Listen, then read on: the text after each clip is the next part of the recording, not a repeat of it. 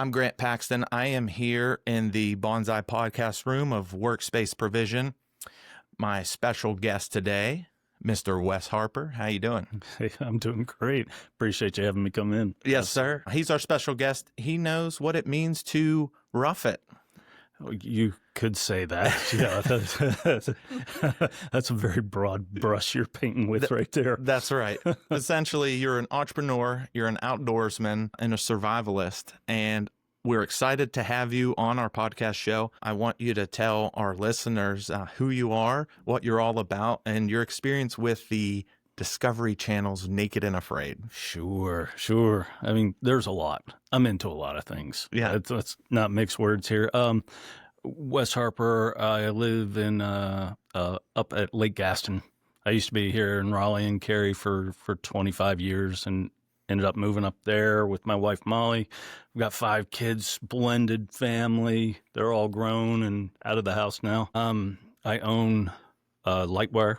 We're an IT firm. They do our network. Yes. Mm-hmm. We do a lot of networking and firewalls and wireless and everything that you plug into a wall. I also am the president of a company called Survival Mastery, and it's a subscription website where you get in-depth training from people like me and other actually world-renowned survivalists. And so that's going on. And then I'm also a recurring cast member on the Discovery show Naked and Afraid.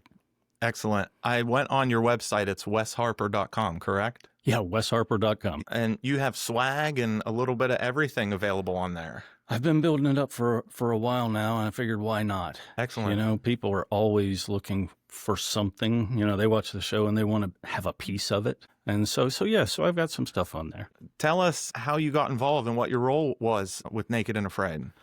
Sure. I was a fan of the show. I watched it since its inception, me and my wife, Molly. And I grew frustrated with the show. I was arguing with my TV. I really was. Armchair quarterback, the whole thing. And I probably did that for like 5 years, you know, and my wife was like, "Do you think you could do it, smart guy?" And I go, "I know I could do it." And so one day we were watching the show and I was particularly boisterous. And she said, "Okay, smart guy, let's fill out an application."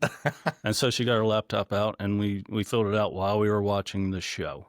And we were laughing and carrying on, you know, no big deal. And then I was at work the next day and my cell phone rang and it was from Los Angeles. No way. And I was like, oh my, this It's is real now. something. Yeah. And they had saw my application, something in it caught their eye. And then they interviewed me for days and months and all that. And then a year later, I was surviving in Brazil.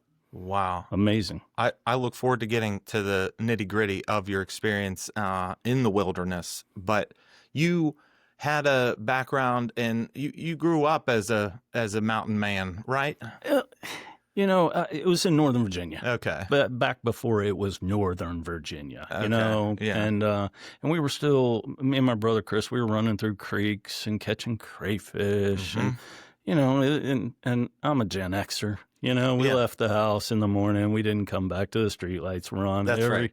all the stuff, you know, that you hear of. But that was really true for us. Yeah. We ran around and we learned how to be comfortable in the woods, you know, and my dad, of course, took us fishing and hunting since we were in diapers. And so we're very comfortable outside. That's what I wondered, if there was a particular thing about your background that would it be the producer that reached out to you, or what I'm getting at is sometimes there's a sob story or a unique story or something that they pick for these individuals. Was it similar to that for this show? You know, for me, I don't think it was any kind of sob story because I really don't have one. You know, it couldn't have been that.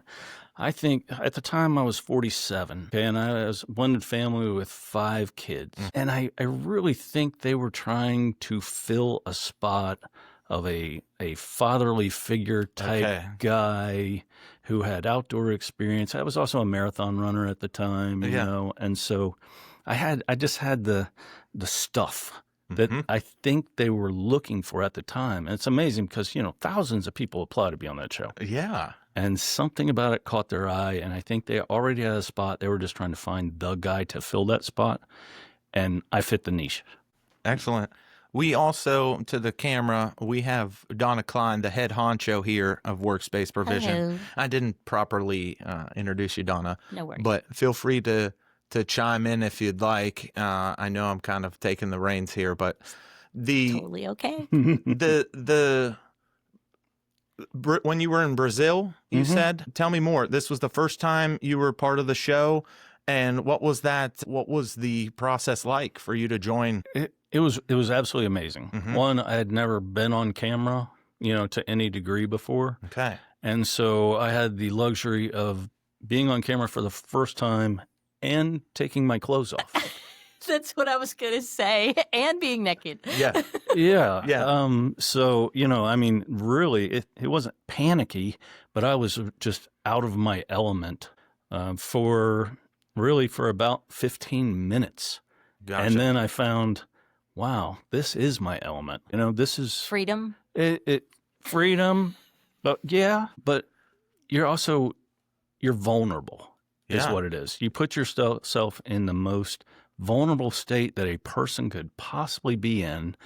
And then you say, go, let's see if you can survive out here. Let's see if you can make it. And the cameras, we're going to document your failures, your successes, every bit of it, we're going to document. And then when it's done, we're going to create a story and showcase your survival. Got it. So not only had you not really been on camera, you went on camera naked for the first time. Is that right? That's absolutely correct. Yeah. And is it safe to say the naked part was a lot harder than the wilderness part? No, it actually is not. No? Because, once it happens. Only initially? Only initially. First 15 minutes, maybe half hour of my first one, it was uncomfortable.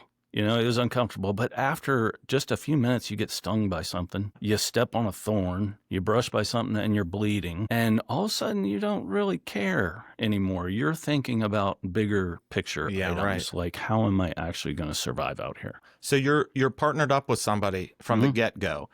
Who was that individual? Her name was Jessie. Real nice young girl. And we clicked like really quickly. It was her first time too. Okay. And so she was experiencing all the emotions that I was experiencing, and we figured out how to work together very quickly. And so that was really good. Was it awkward being with a woman who was also naked trying to survive? Yeah. Once again, for the first, half hour, that was, but then she was in the same situation I was. Right. She was getting hurt. She was getting stung. Right. So all of a sudden, all that kind of goes out the window and you just don't care anymore. You were like Adam and Eve. Then that's what the show's premise is based around. Yeah. It really has a little bit of that basis. It goes away very quickly, the awkwardness of not having clothes on. After a while, you don't even care or know or realize. Yeah. It doesn't matter anymore. Like you said, you have bigger problems. Now, like when the show starts, I recall do you call yourself a contestant, I guess, when you're on it, or a survivalist? Or Survivalist / cast. Yeah, okay. So you're in the back of a truck, or you're on some old piece of machinery or something that's taking you out into the wilderness. Yeah. Is that all pretty candid? Is that how it felt? Yeah, absolutely. Yeah. It's very candid, very accurate. You got to remember that for every 2,000 minutes that they film, you get 1 minute on TV. Okay. Wow. And so there's more about what you don't see than actually what you do see. A lot of things go by that you really don't know happen, but they do. But yes, it's very real. That actually happened. It's very candid. Yeah, but every single thing you do during that time is documented. Wow. So no, in several aspects, no privacy whatsoever. The vulnerability is there, like you said. Now, you are essentially thrown into the wilderness in Brazil. What's the first thing you did? What was going in your mind? Did you make yourself a list? Did you team up with your partner and say, let's do this, this, and this? Was one of you more of a a leader and a follower? Like, how did that go? Well, she had probably applied about the same time I did, a year earlier. Okay. And so we had a year to kind of hope and cross our fingers that we were actually going to get selected to be on the show. So during that time, you make your mental list of this happens first, this happens second, this happens third. And she had done the same thing. And so we were in total alignment that first things first, we got to get somewhere where there's a water source. Second, we have to get a shelter built so that we don't get soaked with rain. We had storms coming in. It was very obvious. And then third, hopefully a fire. And so we were in lockstep on those things. And so it really only took us 5 minutes of, hey, how you doing? I'm Wes. I'm Jesse. Yeah. Before we said, all right, let's get to work. Yeah. Are we aligned here? Yes, we are. Okay. And so then we went right after it. Yeah. Hello, my name's Wes. Now let's survive.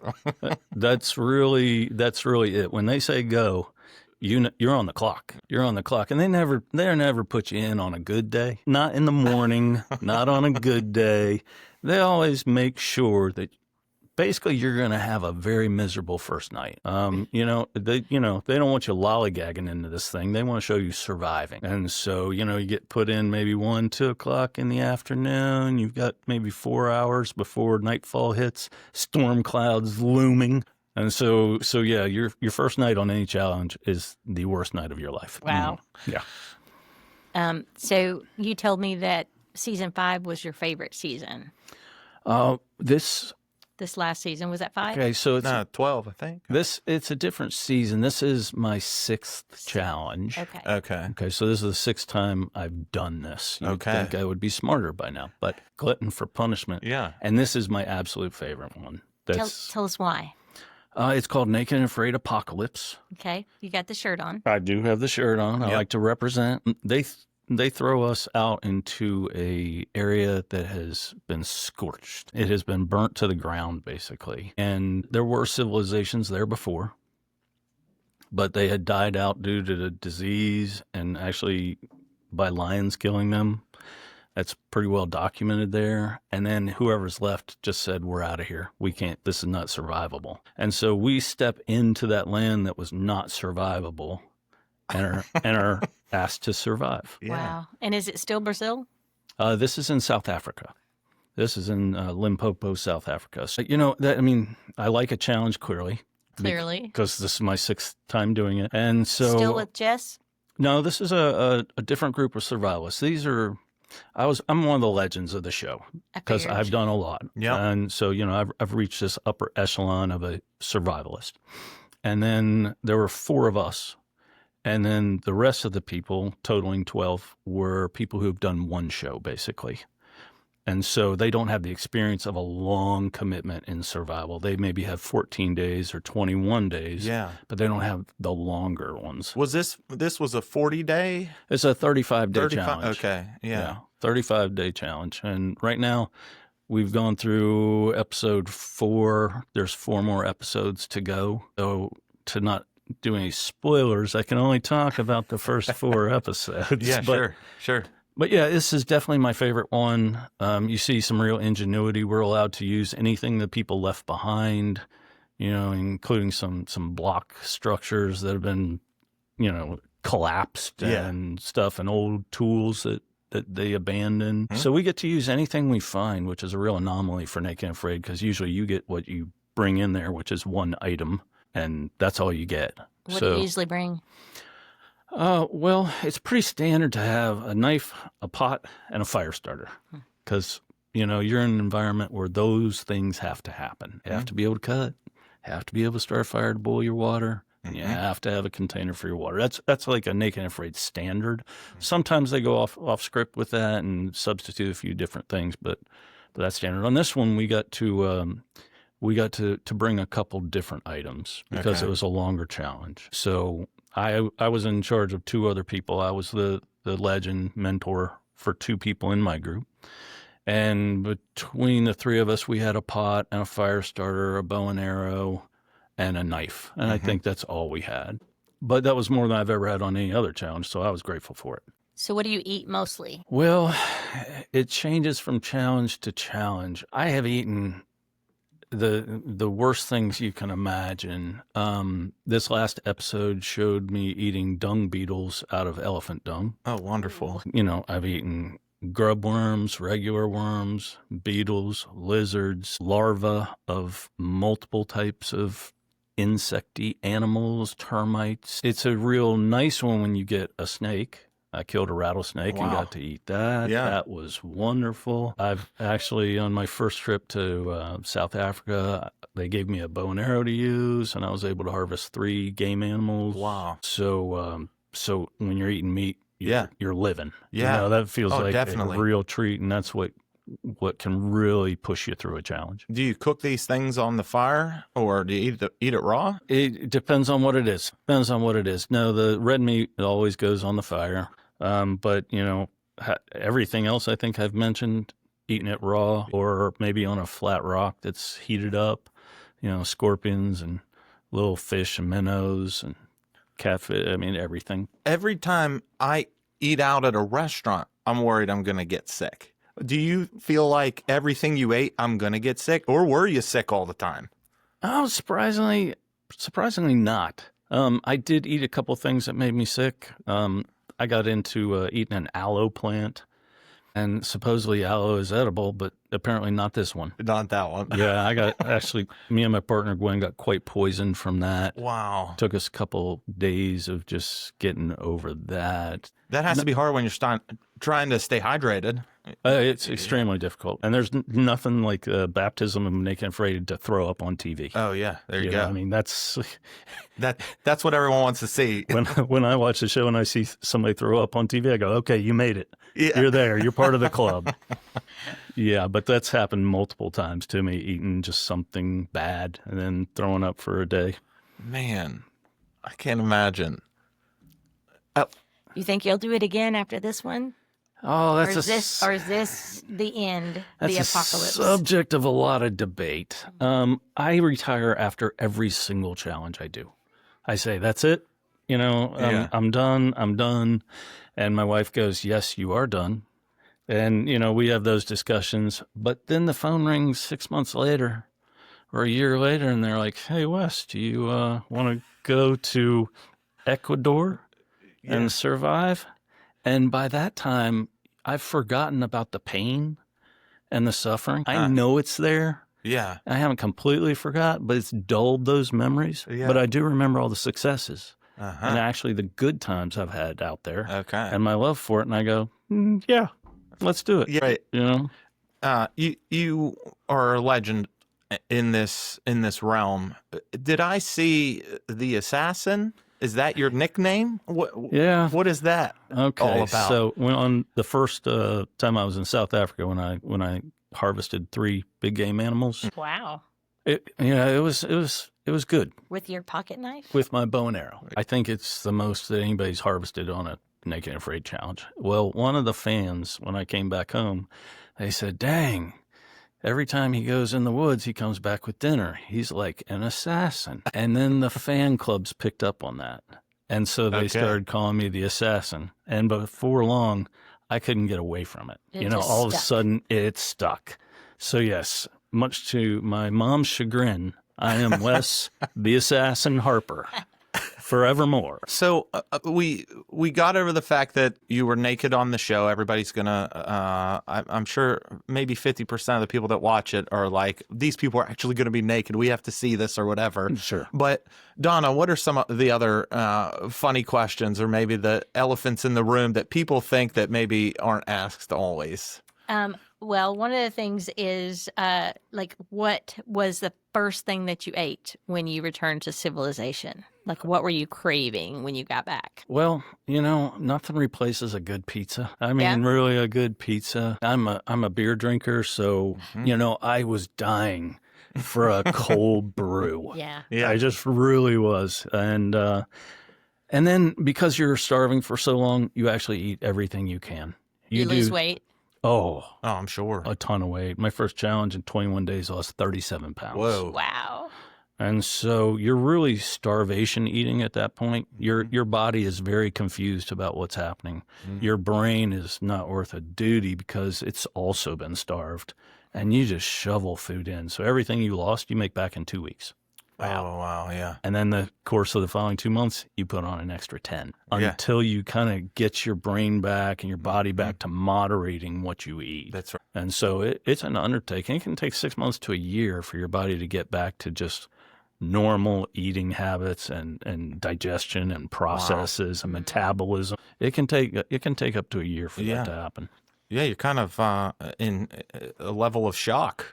Yeah, you really are. And since I've done one almost every single year, just about the time I recover, you go back. I go back. My body is so confused; it doesn't know if it's coming or going. I swear. Oh man. So, Wes, if you were to recommend one survival skill that everyone should know, what would it be? Well, it's mental fortitude. It's not a tool you bring or anything like that. It's absolutely mental fortitude. And I think you have to be prepared to have a plan. You have to have a plan when you go into these things. And you may change your plan after 2 hours. You may see what's not working. You have to make another plan. You can't just fly by the seat of your pants. People who do that fail routinely. They tap out. They can't take it. And it's a lot like business, to be honest. And I think that's why there's so many similarities for me personally, is because I have a very good business plan. Well, I also had a plan for survival. Oops, that didn't work. Well, okay, take a deep breath, make a new plan. And then you find the plan that does work, and then you stick to it. So don't get rattled by failure. Just make a new plan. Absolutely. No, failure is part of the deal. Yeah. Failure is your key to success. You know, you learn your lessons on the failures, and then you get to watch them on TV later about all your failures. Yeah, right. But yeah, when you fail at something, that's all right. You just switch gears and do it differently and create your new plan. I think that's great advice. Thank you. Excellent. Before we wrap up our session here, and we do so appreciate this. This is excellent. Maybe tell us more. So when you're not on Naked and Afraid, you're managing Lightwire, your company. Maybe to our listeners, just tell them about what you're looking for as far as business goes, and then maybe recap on your website and the things you're doing, just to gain some traffic for what your endeavors are. Yeah, I appreciate that. No, Lightwire Inc. It's actually been mine for 29 years. So 29 years ago, there wasn't a whole lot of IT as such. A lot of us didn't have a cell phone even at that point. But as IT evolved, so did I and the company, to a point where now we're a managed service company, which means we basically offer flat rates for taking care of people's IT. Try to do it proactively. We provide equipment. Our end game is that people just go to their office or their home office and work. They don't have to worry about IT. They don't have to mess around with something for 2 hours to get it to work when they could be working 2 hours in their actual business. And so that's our whole goal. I've got a great staff. We're here in Raleigh. Can I say something? Please. I would just like to say that they really saved me here at Workspace, because we were looking for an IT solution, and all of the quotes that we were being given were like huge. And I was like, oh no, what am I going to do? And then I called Wes, and he's like, oh no, I can help you. And they came in, and that's been more than a year ago now, and it's been amazing. Well, thank you for saying that. I appreciate it. We're a very personal company. A lot of people think IT guys are just like robots or people in India, and we're not. Yeah. We're local. We have families. We know you all have families, and we talk about that stuff. So it's a very warm relationship we have with our clients. Yeah, it's been fantastic. Thank you. Excellent. Well, thanks again. I say it over and over again. I can't thank folks enough. So this is big for us here at Workspace. And finally, your website, wesharper.com. I encourage folks that do listen to this to check that out, buy some swag, see the next time that you put yourself to the elements or whatever it may be. I appreciate that. And Lightwire is lightwireinc.com as well for the business side of the house. Okay. Excellent. Any closing remarks, Donna? One more question. If you had your pick of any contestant in the world for your next run of this, who would that be? I would have to say it's my current partner, Steve. Ah, nice. He's from Liverpool. I can't understand 2 words he says. I'll be honest, because his accent is really thick. But you want to talk about a good person, a hard worker. Wow. We got along. It was like we're brothers, born from the same womb. And so yeah, I'd take him back in a heartbeat. All right. Well, we really appreciate you, Wes, and I thank you so much for coming and talking to us today. And we wish you the best of luck on your Naked and Afraid apocalypse. Hey, season. thanks very much. This has been great. Thank you. Cool.